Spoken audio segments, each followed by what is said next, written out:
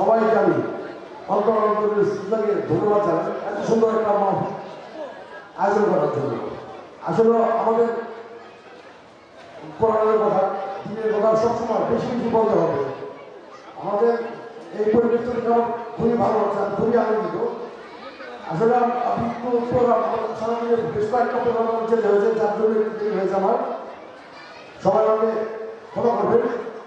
আর আমাদের আলোচনা যারা আছেন বিগত সময়, বিগত বছরগুলিতে 5ই আগস্টের আগে ওনারা এই ওয়ার্ড কমপ্লিট করতে গিয়ে, দিনের কথা বলতে গিয়ে, কোরআনের কথা বলতে গিয়ে ওনারা কিন্তু অনেক অপদস্থ হয়েছে। স্টেজের মধ্যে ওনাদেরকে অনেক অপমান করা হয়েছে। সেই দিন যাতে আমাদের আর দেখতে না হয়, আল্লাহর কাছে সবাই দোয়া করবেন। আসলে কিছুদিন আগে একটা প্রাকৃতিক দুর্যোগ হয়েছে, দেখবেন এই ওনাদের জন্য হয়তো বাংলাদেশ তো বাংলাদেশের দেশ, অনেক বড় বড় আলেম ওলামা আছেন এই দেশে, যার জন্য আমরা হয়তো এত বড় একটা প্রাকৃতিক দুর্যোগ থেকে বাঁচতে পেরেছি। এই দুর্যোগটা কোনো ইহুদি রাষ্ট্র হতো মারাত্মক ক্ষতিগ্রস্ত হতো। যে দুর্যোগটা আমাদের হয়েছে, ভূমিকম্পটা হয়েছে, আমি এটা বড় প্রাণে বিশ্বাস করি।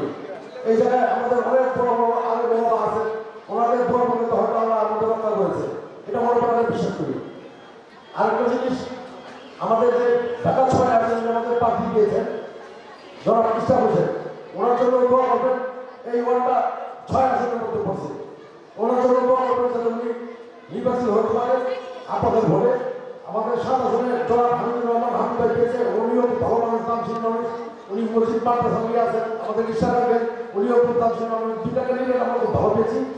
ওনাদের দোয়া করবেন যাতে ওনারা মানুষের সেবা করতে পারে, জনগণের সেবা করতে পারে, দোয়া করবেন। আর আমাদের ম্যাডাম 3 সাবেক প্রধানমন্ত্রী, উনি খুব অসুস্থ, ওনার জন্য একটু দোয়া করবেন। আর আমাদের আগামী রাষ্ট্রনায়ক জনাব তারেক রহমান, উনি আগামী 25 তারিখ বাংলাদেশে আসছেন দীর্ঘ 17 বছর পর। ওনার জন্য দোয়া করবেন যাতে ওনার সফলতা খুব ভালো হয়, সুন্দরভাবে আসতে পারে, ওনার জন্য দোয়া করবেন। জনাব ইশরাক হোসেন, উনিও খুব ব্যস্ত।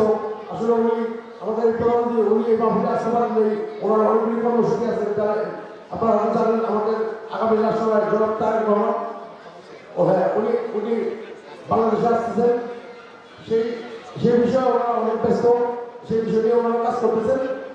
আপনারা সবার চেয়ে দেখবেন এখানে আসতে পারেন, তার জন্য ক্ষমা চেয়েছেন। আপনারা সবাই পরে দৃষ্টি দেখবেন, ওনার তরফ থেকে আমি ক্ষমা চাচ্ছি। এরপর আমার বক্তব্য সব দিতে গেলাম। আসসালাম।